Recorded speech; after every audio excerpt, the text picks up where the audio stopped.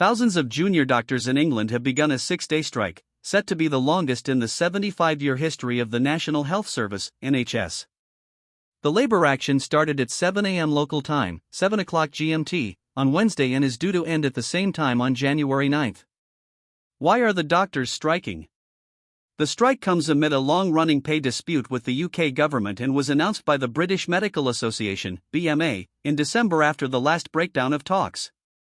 Negotiations collapsed after a pay rise offer of 8 to 10% was deemed insufficient by the BMA, which is seeking a 35% increase to offset inflation. The junior doctors went on a 3-day strike over the same issue the week before Christmas. According to the BMA, the doctors they represent are feeling disenchanted and debating if they want to remain in the healthcare sector.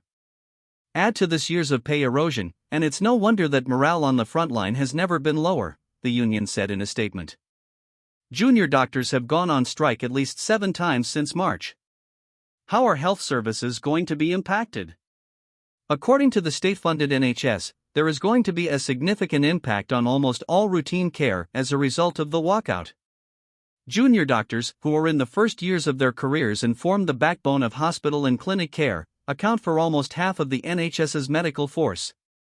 The strike comes at a time when healthcare services are particularly busy, facing increased pressure from winter respiratory illnesses.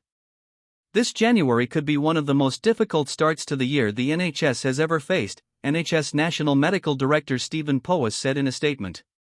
The action will not only have an enormous impact on planned care, but comes on top of a host of seasonal pressures such as COVID, flu, and staff absences due to sickness. In 2023, the NHS had to cancel 1.2 million appointments due to strikes. Currently, over 7.7 million patients are awaiting procedures and appointments. What is the government saying? The UK government oversaw new pay deals with nurses and senior doctors in recent months, but it opposes further pay increases, citing inflation concerns. Prime Minister Rishi Sunak's office called for an end to the strikes, emphasizing fairness in negotiations. We have sought to come to a fair resolution, fair for the taxpayer, fair for hard-working doctors and health workers, a spokesperson for Sunak told reporters.